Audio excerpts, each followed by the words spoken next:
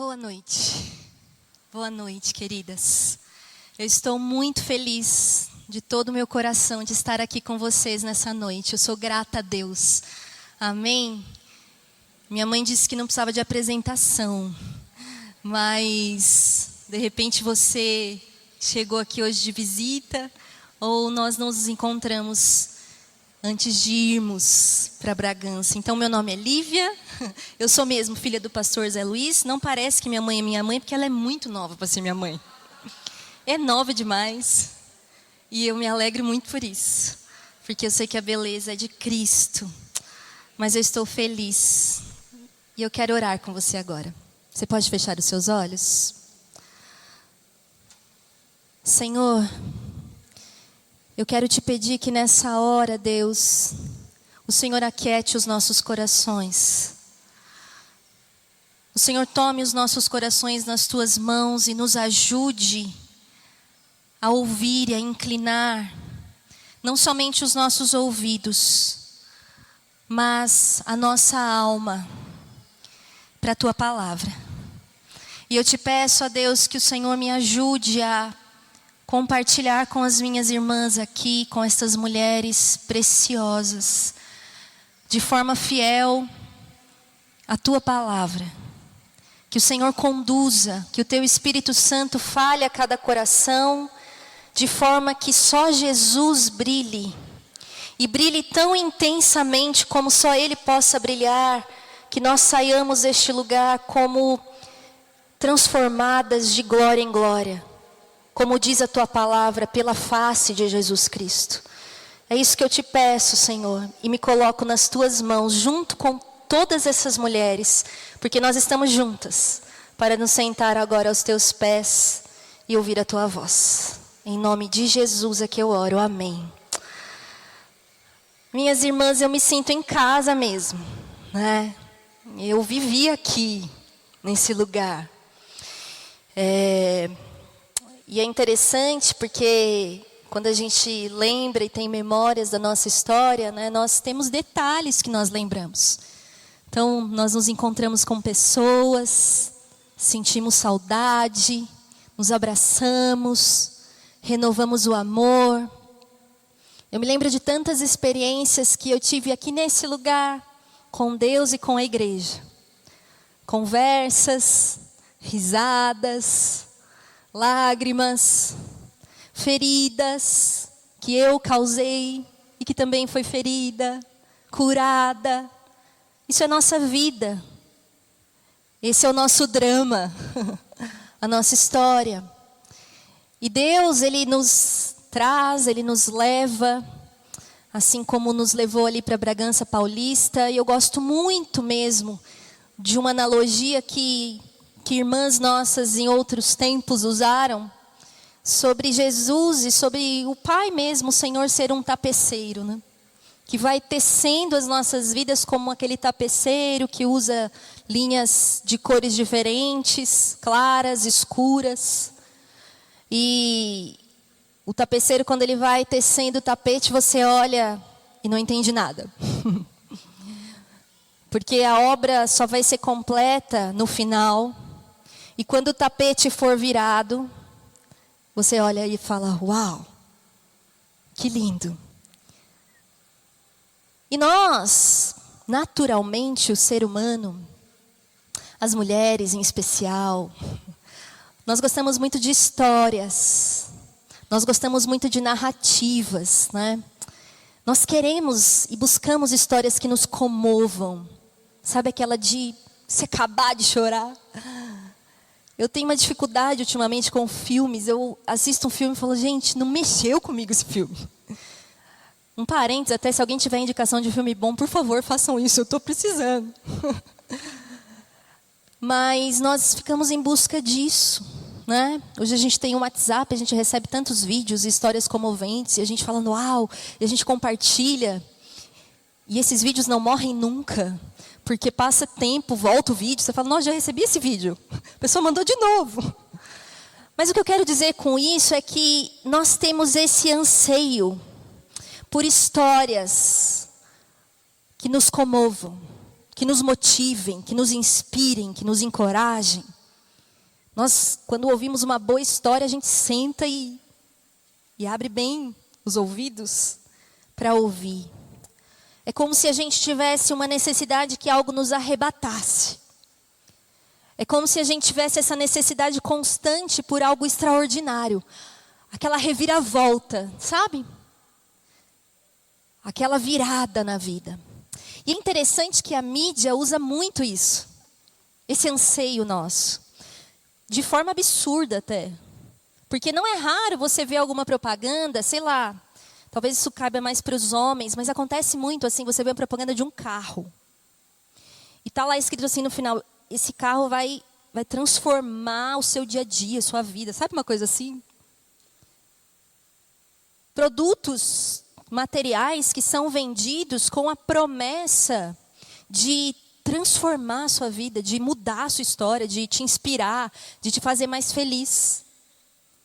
Porque, na verdade, as pessoas que estão por detrás, pensando essas propagandas para vender esses produtos, elas sabem que existe esse anseio nos nossos corações, por essa narrativa arrebatadora.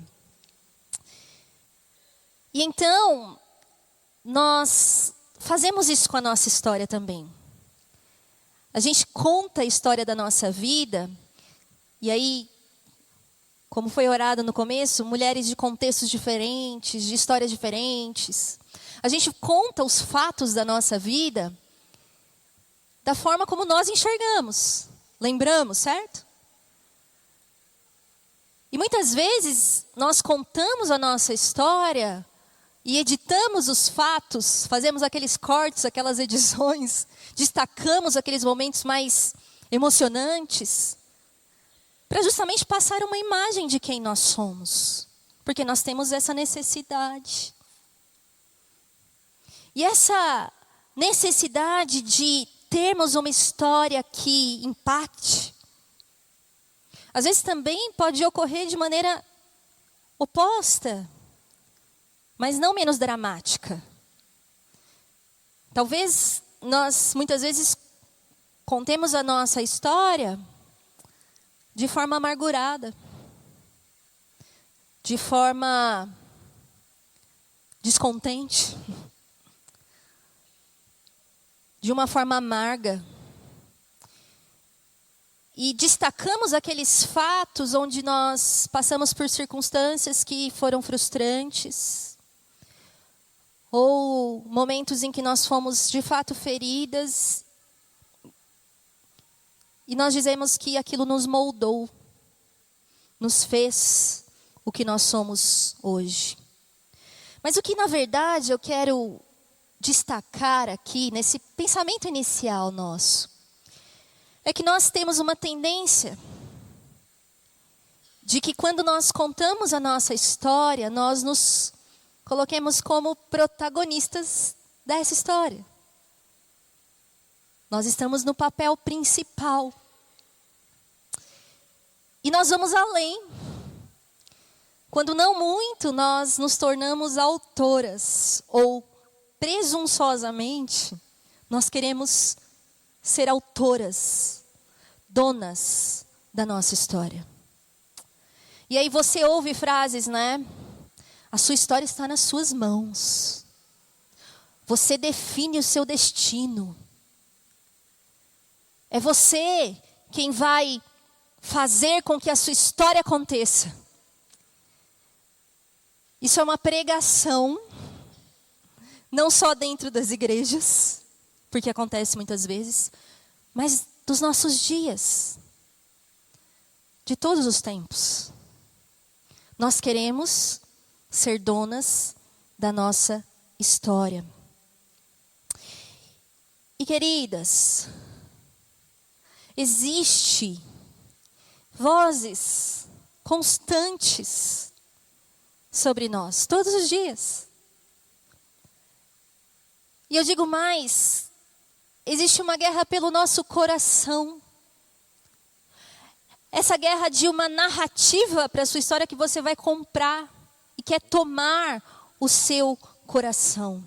E nós temos sido embaraçadas, sutilmente atraídas, tomadas por essas mentiras que prometem felicidade, paz, conforto, sossego na sua alma, na minha alma. E se nós pudéssemos resumir em uma frase o que essas vozes que guerreiam pelo nosso coração constantemente dizem e perguntam é: você vai se contentar com isso? Você vai se contentar com o que você está vivendo? Você vai se contentar com essa história? E veja, o que nós vamos fazer aqui juntas hoje é construir, pela palavra de Deus, um fundamento mais sólido para o contentamento.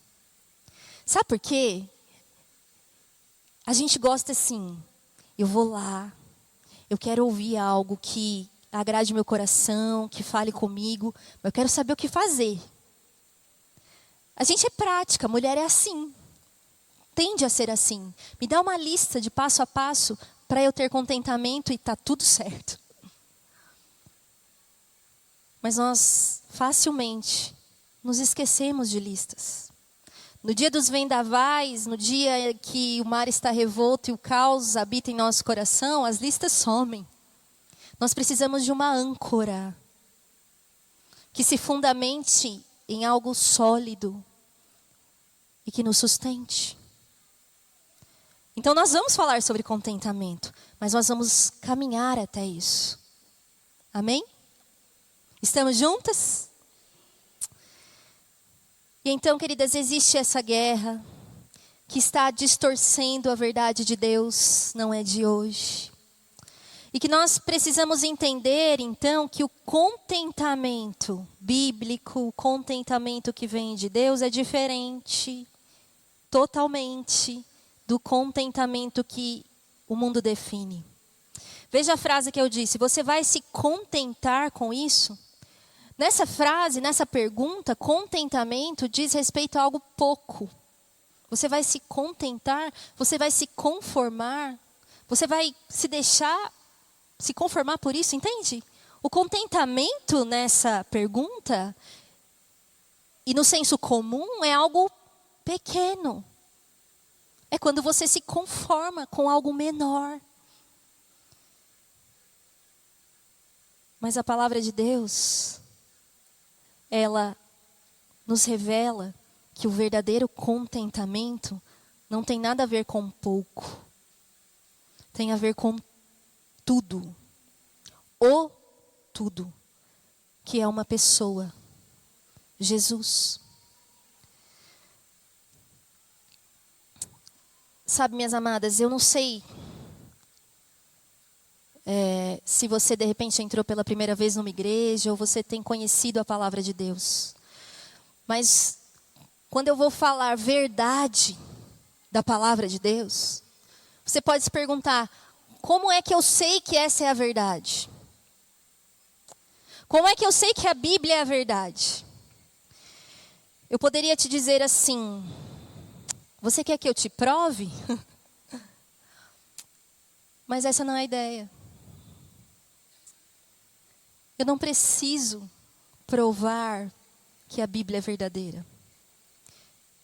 Eu poderia te dizer assim, olha, a Bíblia é tão verdadeira que eu daria a minha vida por essa verdade.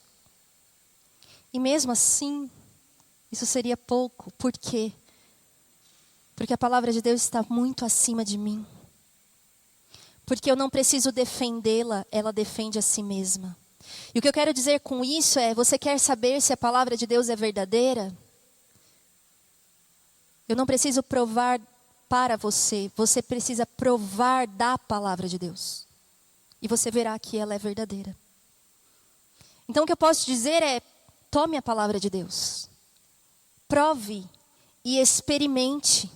E você verá que ela é verdadeira. Então nós temos uma geração atualmente de mulheres que são levadas em suas mentes e corações, que podem ser o que? Empoderadas, né? Ou palavrinha da moda essa. E que podem fazer e ser tudo o que elas quiserem, o que nós quisermos. Mas a verdade é que essa mensagem não tem saciado a sede e a fome do meu e do seu coração. Esse movimento de empoderamento, esse movimento de tomar as rédeas da minha vida e guiar a minha história, não tem trazido paz e contentamento. Muito pelo contrário. Isso tem nos lançado cada vez mais numa ansiedade sem fim. Isso tem lançado cada vez mais angústia, peso, fardo, uma exaustão de carregarmos nas nossas costas a nossa história e a nossa existência. E essa é uma mentira fatal para mulheres de todas as gerações, de que nós somos donas da nossa história, de que nós somos protagonistas da nossa história, de que nós somos autoras da nossa história. Isso é mentira. Ouça, isso é mentira. Calma. Você pode pensar, poxa, eu vim aqui para ouvir uma palavra de contentamento. Queridas, a graça de Deus brilha. A graça de Deus abunda na nossa fraqueza. A graça de Deus invade o nosso estado dependente,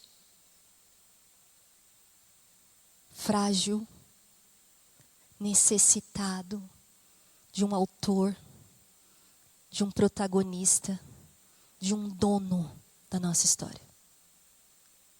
A graça de Deus habita aí. E nós, de início na palavra, somos lançadas, lá em Gênesis 3, diante de uma conversa. Uma conversa que começa assim: foi isso mesmo que Deus disse? E essa conversa, que começa com essa pergunta, está acontecendo entre a serpente e Eva.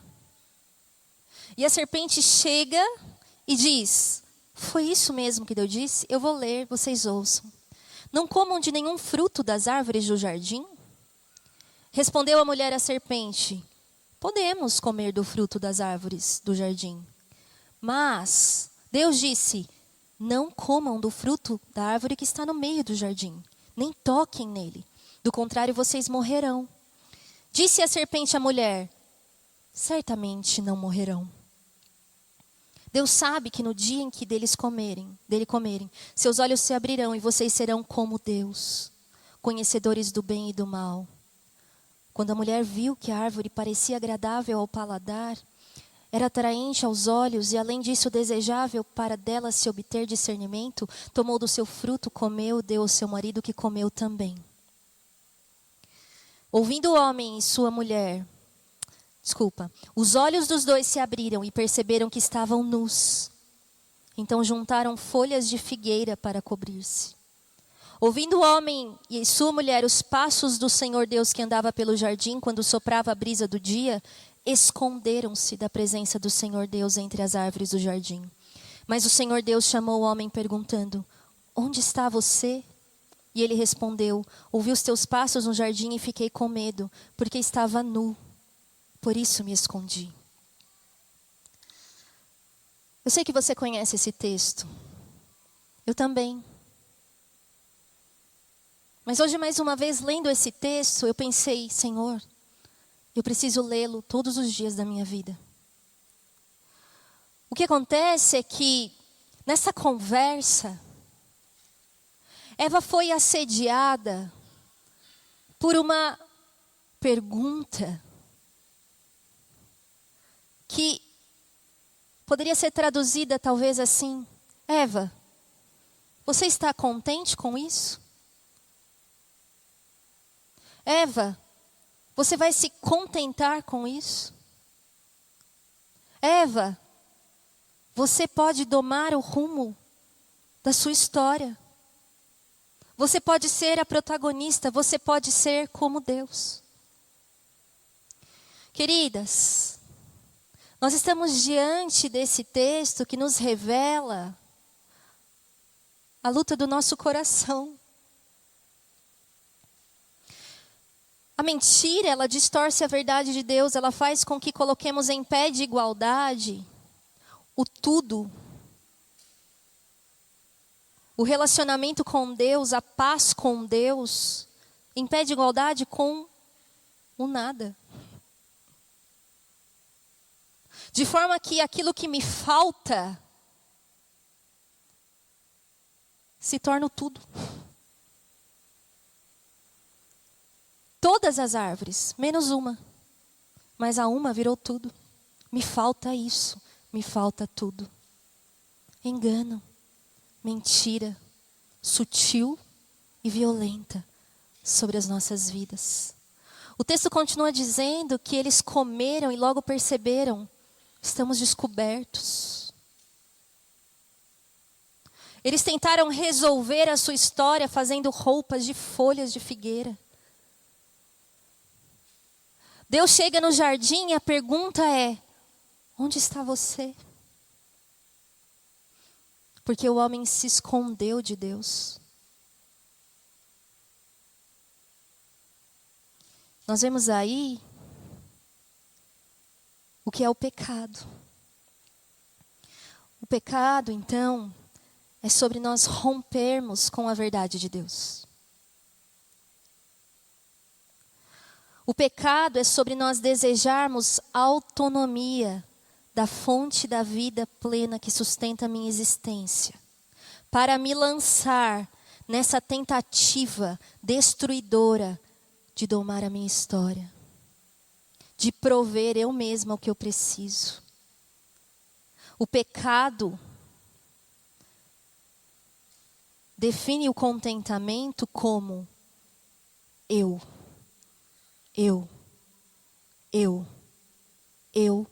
no centro.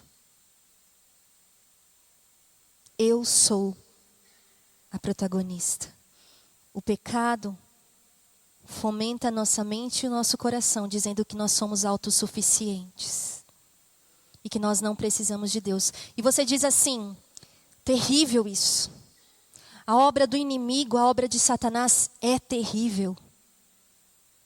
Mas o que nós precisamos entender é que o pecado é meu e é seu. Meu e seu. O que o inimigo faz é fomentar nas nossas mentes e no nosso coração essa autossuficiência e essa independência de Deus, o autor da nossa história. O reino de Deus é sobre Deus. O reino de Deus não compactua com o reino do eu. O reino do eu compactua com o reino das trevas. Quando eu abraço o reino do eu dei um passo e entrei no reino das trevas. Vocês estão entendendo isso? E essa voz ainda fala, ainda questiona o meu e o seu coração hoje. Você vai se contentar com isso? Das pequenas coisas, talvez, eu não estou contente porque eu não posso ter uma peça de roupa que eu queria, um sapato que eu queria. Eu não estou contente porque eu não fiz, eu não estudei, eu não trabalhei com o que eu queria, eu não tive um casamento que eu queria. Eu não estou contente porque eu não queria estar passando pela enfermidade que eu estou passando. E veja, queridas, eu não estou dizendo que o contentamento bíblico é estar sem sofrimento ou não passar sofrimento, não. Mas é sobre algo muito mais profundo. E nós vamos chegar lá. Porque nesse ponto você pode falar assim para mim, sabe, Lívia, eu entendo isso. Nós realmente somos, nosso coração enganoso, é perverso, né? Nosso coração nos embaraça. Realmente nós não somos o que deveríamos ser. Então nós pensamos, a gente precisa fazer alguma coisa. Nós precisamos consertar isso. Nós precisamos ser melhores. Nós precisamos fazer certo. Para Deus se agradar da gente. Porque Deus vai se agradar de mim se eu estiver contente. Se eu tiver contentamento, então Deus vai me aceitar.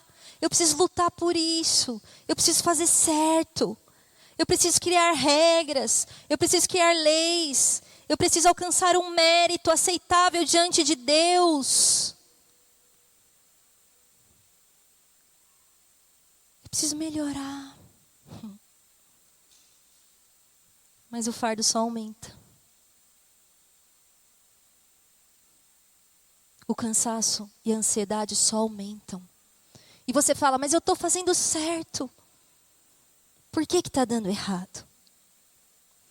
Veja a nossa tendência de novo, queridas, em querermos ser as protagonistas para solucionar o nosso problema com Deus. Veja a nossa tarefa árdua de novo, de querer tomar o rumo da nossa história e querer consertar a nossa vida. Sabe, Jesus teve alguns encontros quando ele andou nessa terra. Um desses encontros foi com um homem chamado Nicodemos. Está lá em João 3. Um homem distinto, conhecedor da palavra. E ele chega para Jesus e ele diz, eu estou convencido de que o que você ensina é verdadeiro, é bom. E Jesus vira para ele e diz, olha, você precisa nascer de novo.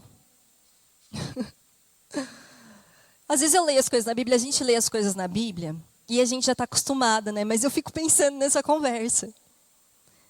Nicodemos chega para Jesus e com respeito, né? Ele tece. Ele diz, eu sei que isso é verdadeiro. E Jesus vira e fala, você precisa nascer de novo. E Nicodemos se surpreende. Por quê? Porque ele não podia fazer isso. Com todo o seu conhecimento, a sua religiosidade, com todo o seu esforço, o seu respeito, ele não conseguia nascer de novo, sozinho. Jesus teve um outro encontro, e foi com um moço rico. O moço chegou para ele e disse, o que eu faço para ter a vida eterna? Jesus disse, cumpre os mandamentos. Ele disse, já faço isso. Jesus fala, então deixa tudo o que você tem, vem e me segue.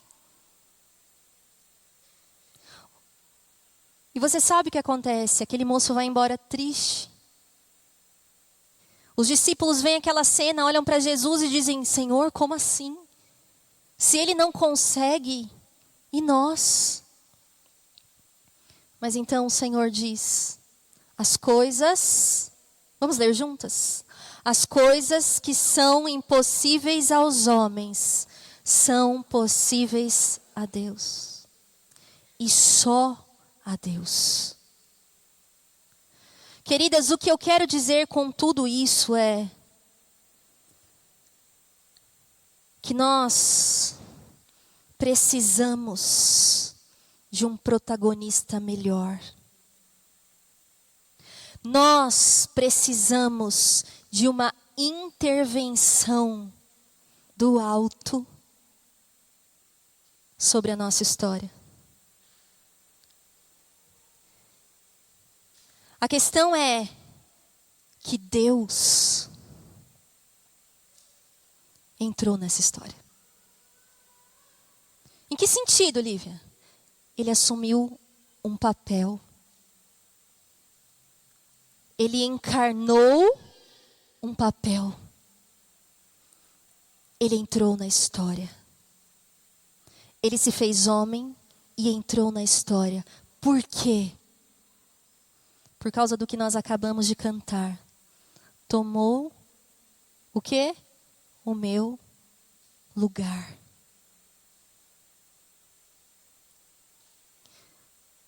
Os nossos problemas circunstanciais, por mais difíceis que eles sejam, por mais sofridos que eles sejam, não se comparam com o problema das nossas almas. E nós jamais seríamos capazes de resolver este problema por nós mesmas, de atuar na nossa história para resolver este problema de paz com Deus.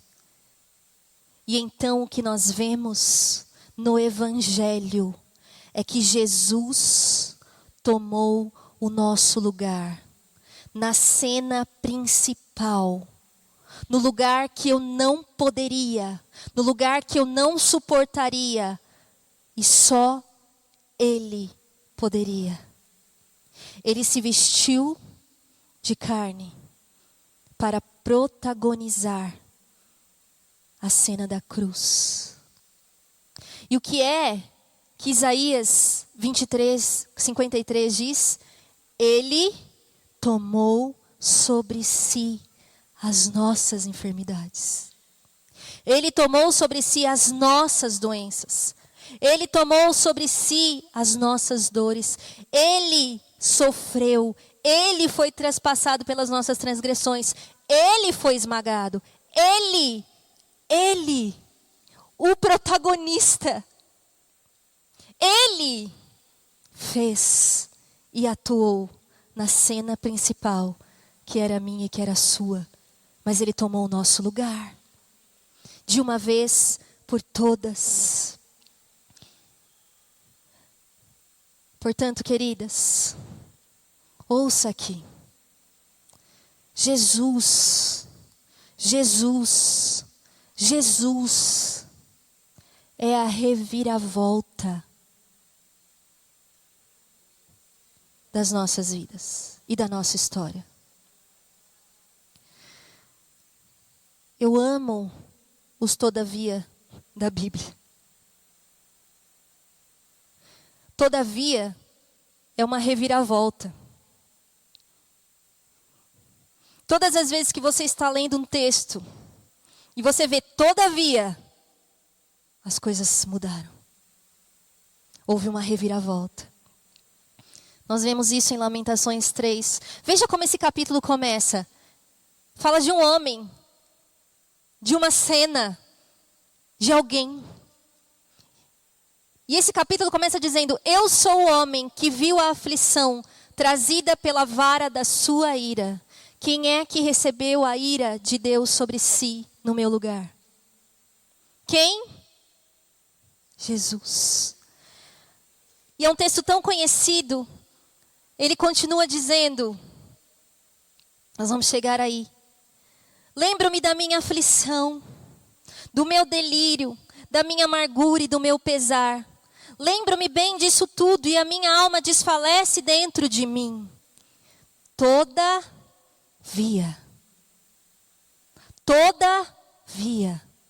lembro-me também do que pode me dar esperança. Graças ao grande amor do Senhor é que não somos consumidos, pois as suas misericórdias são inesgotáveis. Essa é a reviravolta da nossa vida. Efésios 2 nos diz que nós estávamos mortos em nossas transgressões e pecados.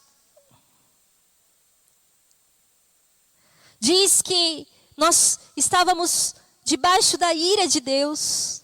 Diz assim, satisfazendo as nossas vontades, seguindo os nossos desejos, os nossos pensamentos, merecedores da ira. E então a palavra diz, o quê? Todavia, Deus, que é rico em misericórdia, pelo grande amor com que nos amou, deu-nos vida de verdade, juntamente com Cristo, quando ainda estávamos mortos em nossas transgressões, pela graça somos salvas, por meio da fé. Isso não vem de nós, porque é dom de Deus, não por obras, para que ninguém se glorie. Jesus veio a este mundo, queridas, e Ele viveu a vida. Ele viveu a vida que era para eu e você vivermos. Jesus veio a este mundo e morreu a morte que era para eu e você morrermos. E ao terceiro dia ressuscitou e vive para sempre. E a palavra de Deus é clara e nos diz que essa justiça que Ele conquistou diante de Deus, pelas suas obras perfeitas, porque as nossas não são, nos é acreditado, é imposta sobre nós, justificadas por meio da fé. E por que eu estou dizendo isso? Ainda não. Porque fé, queridas. Como é que Jesus entra na minha história? Como é que Jesus é o protagonista da minha história? Como é que Jesus causa essa reviravolta na minha história, como só Ele pode fazer? Por meio da fé. E fé, ouça, fé é desistir de estar no controle. Fé é desistir dessa presunção que nos aprisiona nesse reino do eu. Fé é se lançar em arrependimento na misericórdia inesgotável da graça de Deus derramada sobre nós por meio de Jesus. Fé é confiar em Jesus e desistir de confiar em si mesma. Fé é declarar que o protagonista da sua história e de toda a história é Cristo. E então nós, por meio de Cristo, do protagonista, do soberano autor de toda a história, nós somos inseridas pela fé na história da redenção. Ouça aqui. A sua história é a história da redenção. A sua história, da sua família, as suas marcas, as suas feridas, as suas cicatrizes, elas existiram, elas te moldaram, mas elas não definem a sua história. O que define a sua história é a cruz de Cristo. O que define a sua história é a graça de Deus. O que define quem você é a misericórdia que te abraça por meio da cruz. Então eu quero oferecer para as irmãs, para nós refletirmos, 3 frases desse autor que tem me abençoado tanto, mas que eu me deparei ontem com o texto dele que diz exatamente isso que nós estamos meditando. E ele diz, você foi acolhido na melhor história de todas, pela graça e graça somente. E o melhor de tudo, essa história, sua biografia, tem um fim que nunca acaba. Lembre-se mais uma vez hoje que você tem uma história, mas não é sua autobiografia. Há um autor da sua história, mas o autor não é você. Você foi acolhido em um drama épico, mas você nunca será o herói. Você recebeu um reino, mas você nunca será o seu monarca. O preço da sua entrada nessa história foi o sofrimento e a morte de Jesus Cristo. Ele venceu a morte para estabelecer pela graça a história dele em sua vida. Hoje ele reina por você e continuará a fazê-lo até o último inimigo de sua alma e de seu reino que seja derrotado. Melhor do que qualquer ato impressionante que você possa realizar nessa vida. Sua história de vida é uma biografia de sabedoria e graça escrita por outro. Cada reviravolta no roteiro é para melhor. Cada curva que ele escreve é adequada. Cada novo personagem ou evento inesperado é uma ferramenta da sua graça. E cada novo capítulo promove o seu propósito. E então, queridas, construindo esse fundamento até aqui, nós vamos terminar. Mas eu quero que você apenas medite comigo. A base do contentamento da nossa geração é uma pessoa. E a base do contentamento bíblico também é uma pessoa. A diferença é que a base do contentamento do mundo sou eu. E a base do contentamento bíblico é Jesus. Contentamento é igual, Jesus é o protagonista da minha história. Descontentamento, eu, nas minhas tentativas malucas de tentar resolver e tomar o rumo da minha vida como eu quero. Paulo é um personagem que foi inserido na história da redenção. Sabe o que eu mais gosto da Bíblia? É que ela é desconfortável sobre as histórias que ela conta de pessoas, homens e mulheres. Sabe por quê? Porque Deus não edita os fatos. Deus revela o estado miserável que nós estamos, como fez com esse personagem, Paulo. Paulo odiou Jesus de todo o seu coração. Paulo odiou a cruz de todo o seu coração. Paulo odiou a igreja de todo o seu coração.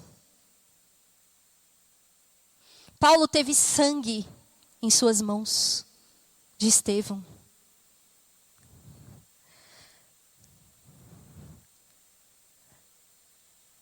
E então quero parafrasear uma coisa que ele disse. Porque Paulo disse assim: onde abundou o protagonismo de um pecador, superabundou a graça do verdadeiro herói e personagem principal, Jesus. É esse Paulo que escreve esses versos, que estão numa carta endereçada aos Filipenses.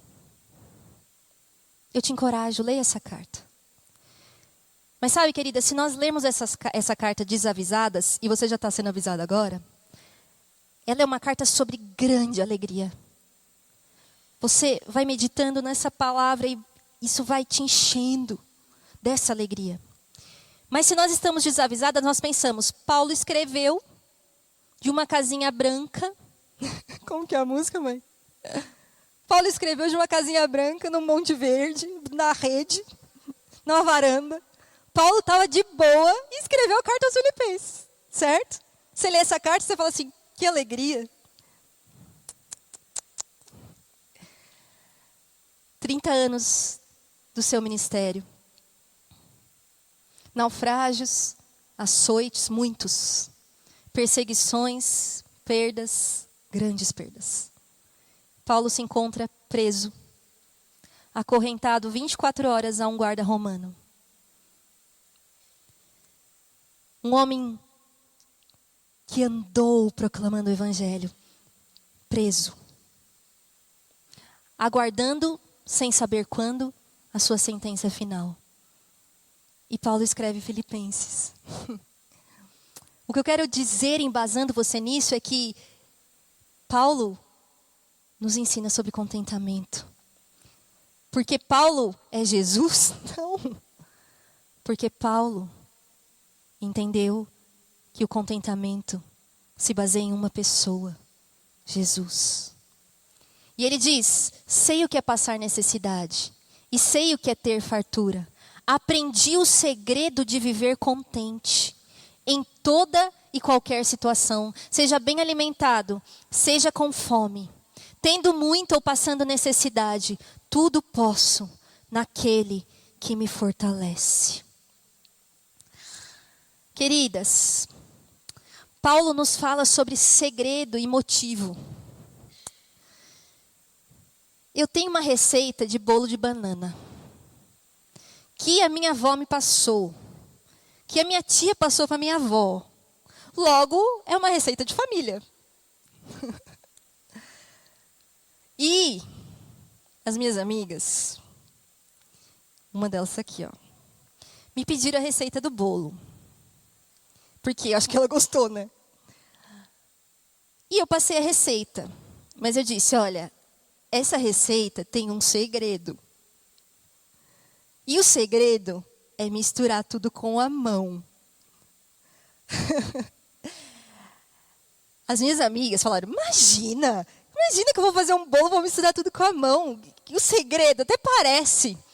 Eu falei, gente, respeita a receita da família. É para fazer o negócio com a mão. O bolo só vai ficar assim, desse jeito. Mas tudo bem, elas são teimosas e elas não fazem assim. Até que um dia, a gente estava lá no nosso grupo de oração e uma delas, que não é você, disse, eu tenho que confessar uma coisa. Eu fiz o bolo de banana misturando com a mão. É totalmente diferente, exatamente, é o segredo da receita. E eu digo isso, queridas, porque quando a Bíblia fala de segredo, não é um segredo que nós precisamos encontrar porque nós somos melhores ou precisamos galgar etapas espirituais para descobrir. Esse segredo foi revelado. E é Jesus. Quando a Bíblia fala de segredo, ela nos fala sobre algo que é precioso, fundamental, incomparável. E motivo, razão.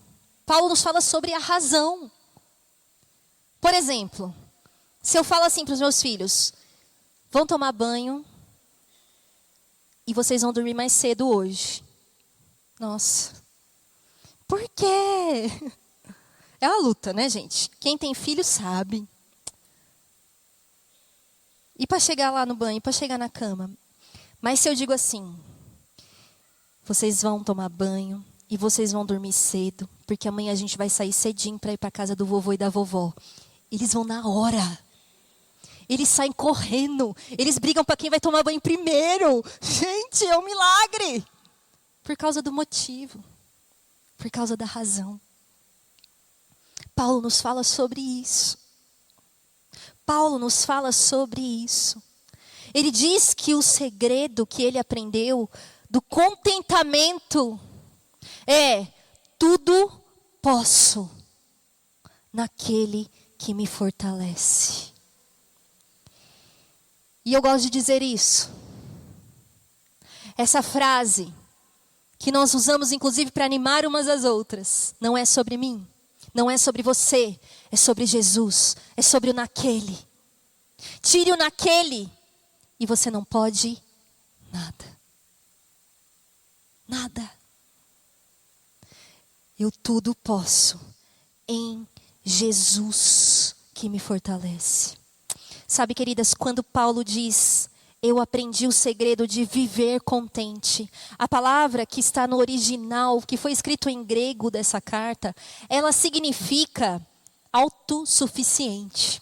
E você fala assim, opa, autossuficiente? Não. Paulo não é autossuficiente. Ele mesmo disse que ele é forte quando ele é fraco, quando ele depende da graça de Deus. Mas o sentido é que esse contentamento que eu desfruto no meu interior por causa de Jesus é uma fonte de satisfação. É uma fonte de segurança. É uma fonte de paz, de consolo, de conforto, de cura. É uma fonte inesgotável por causa de Jesus, que é o autossuficiente. E por isso eu dependo dele. Por isso eu dependo dele.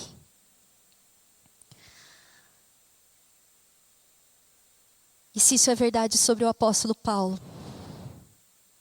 e se o Espírito Santo que habitava nele habita em mim e você, eu posso, por causa daquele que me fortalece, desfrutar desse contentamento. E então, para nós terminarmos, queridas, eu quero dar algo muito prático para que nós lembremos no nosso dia a dia. Subtração e adição. Ainda bem que eu não estou enxergando vocês, que eu sou míope, mas se vocês são como eu, ruim de matemática, vocês já estão assim, meu Deus. Vai terminar com matemática? É matemática de Deus, dá tudo certo no final. Tudo é igual Jesus. Queridas, Paulo nos dá essa receita.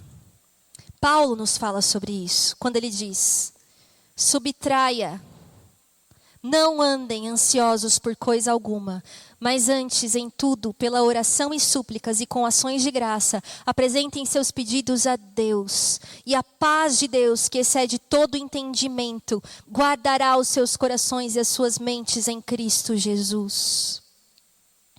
Não andem ansiosos por coisa alguma. Subtraia a ansiedade, o desejo por controle. Subtraia o eu. Totalize Jesus. Sabe o que acontece? A gente pensa assim, tão fácil falar. Subtrai a ansiedade. Eu sei. Eu sei que eu não vou acordar de manhã e falar assim, menos ansiedade. Plim. Sabe por quê, queridas? Porque subtrair a ansiedade, ouça, não é se esvaziar da ansiedade, simplesmente. Porque um recipiente vazio dará entrada para outras coisas, mais ansiedade. O que eu preciso não é primeiramente me esvaziar de ansiedade, o que eu preciso é me encher de Jesus. Porque a presença de Jesus é que expulsa e subtrai esse desejo de controle, esse anseio por aquilo que eu não posso carregar, pelo fardo que eu quero tomar nas minhas costas, da minha família, do meu trabalho, dos meus filhos. Muitas vezes nós nos angustiamos pela alma dos nossos filhos. E ao invés de orarmos por eles e derramarmos o nosso coração na presença de Jesus, nós nos ansiamos, nos angustiamos e ficamos pensando nas soluções mais mirabolantes para tratar o problema que só Jesus pode tratar. O que você e eu precisamos é de mais, de mais, de mais Jesus. E Paulo fala isso constantemente. Ele fala: estejam no Senhor, se alegrem no Senhor, firmem-se no Senhor, pensem o mesmo no Senhor, tenham harmonia no Senhor. Nós não temos aqui, mas 1 Pedro, capítulo 5, o apóstolo Pedro, ele diz assim: lancem, as suas ansiedades no Senhor, porque Ele tem cuidado de nós, mas nós perdemos o que vem antes. Sabe o que Pedro diz antes? Ele diz assim: se humilhem. Reconheçam quem vocês são. Reconheça de quem é o controle, que não é seu, que não é meu. E então, lance toda a ansiedade sobre aquele que tem o controle. Porque Ele tem cuidado de nós. Entende? Entende isso? Adicione alegria. Paulo fala assim, nessa carta: alegrem-se. Alegrem-se sempre no Senhor. E de novo, queridas, como é que você fala para a pessoa? Alegre. Estou alegre. Não é assim. O que Paulo está dizendo é no Senhor. Paulo está dizendo: vai para Jesus, vai para Jesus, vai para Jesus, vai para Jesus. É nele. Tudo posso naquele que me fortalece. Ore. Oração é desistir. Oração é fé. Oração é abrir mão dos meus planos, das minhas artimanhas, das minhas ansiedades, com súplicas e ações de graça. É como se Paulo estivesse dizendo assim: ore, suplique e já agradeça pela resposta de Deus. Porque o contentamento te leva a essa plena confiança. E então um livro que eu sei que muitas de vocês já leram aqui, nos oferece essa frase. Contentamento, então, é uma profunda satisfação no quê? Na vontade de Deus. E Paulo continua dizendo, porque quando nós fizermos isso, nós experimentaremos a paz de Deus, que guardará os nossos corações em Cristo Jesus. Paz de Deus. Queridas, Jesus foi separado de Deus na cruz. Ele perdeu o seu relacionamento com o Pai para que nós ganhássemos paz com Deus. Você está atrás de paz. Olhe para a cruz. Se prostre diante da cruz de Cristo. É lá que nós temos paz com Deus. Definitivamente. O contentamento, então, é o fruto. Fale comigo, fruto. Precisa labutar por ele. Fruto, semear, regar, plantar, para colher. Não é um estado de espírito. É uma pessoa centralizada, focada em Jesus. É satisfação em Cristo. É estar cheia de Jesus e vazia de mim mesma.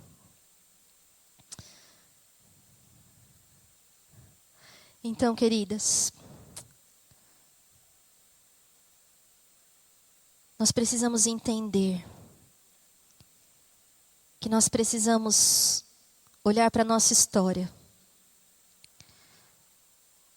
e entregá-la nas mãos do autor e do protagonista,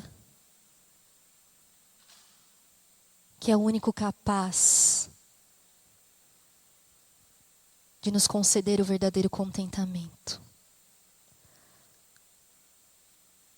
É nas pequenas pressões do dia a dia e nas ansiedades que eu preciso desfrutar, lançar mão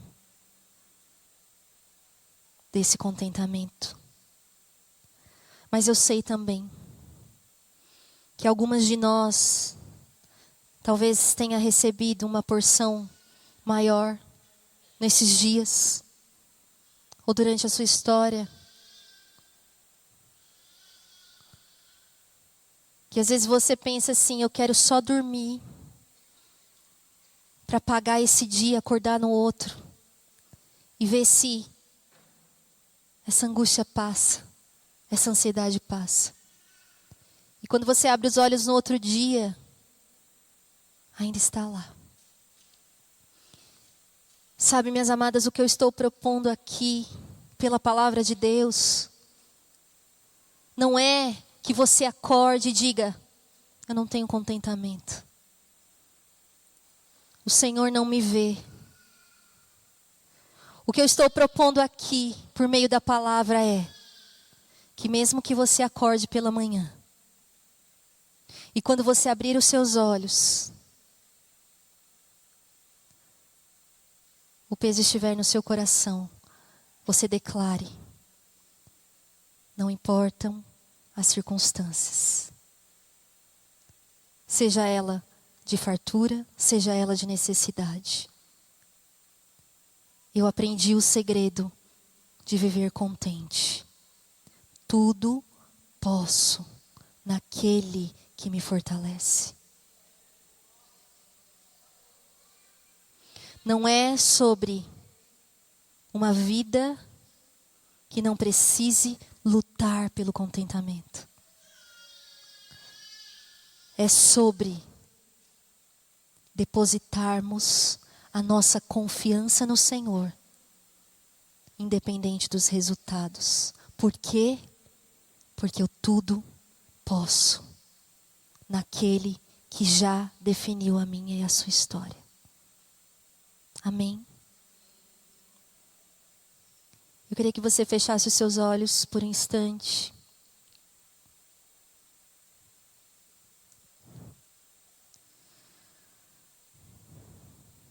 E talvez você tenha dificuldade de lembrar de tudo que foi falado nessa noite.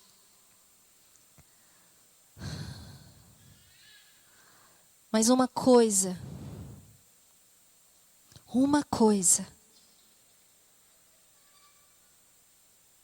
é somente que eu e você precisamos.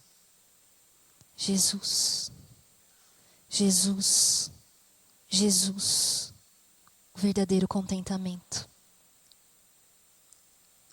Eu queria que você se colocasse diante do Senhor agora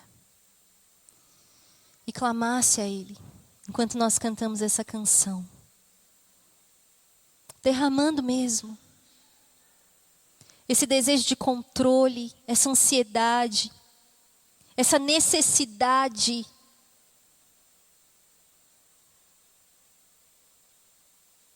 de estar no centro.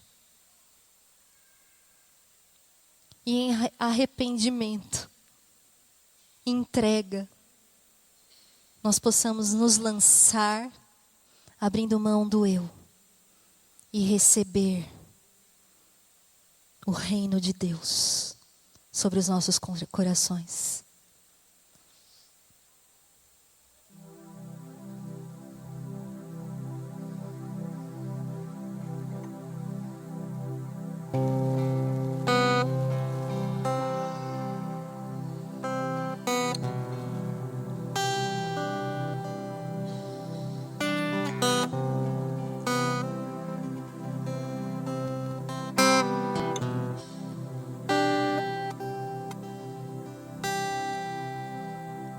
Na agonia da minha mente ansiosa,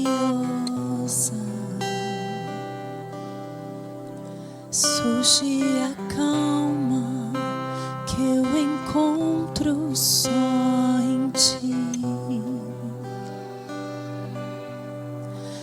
Leva embora toda angústia e todo medo. Deus, Tua presença é conforto para mim. E não há outro lugar em que eu prefira estar. Eu só quero estar contigo. Mergulho em quem Tu és, me envolves com Teu amor. Eu só quero estar contigo.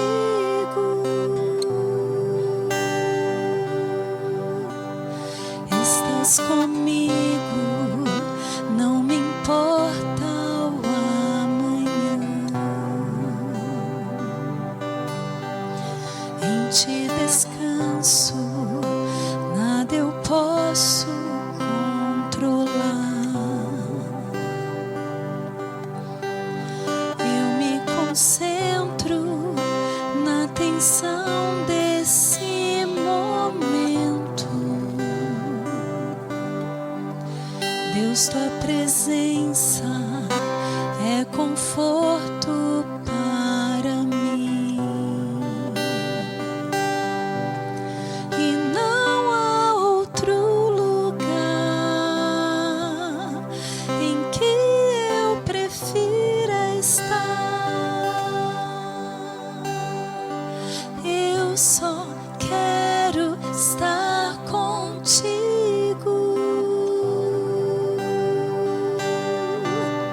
Mergulho em quem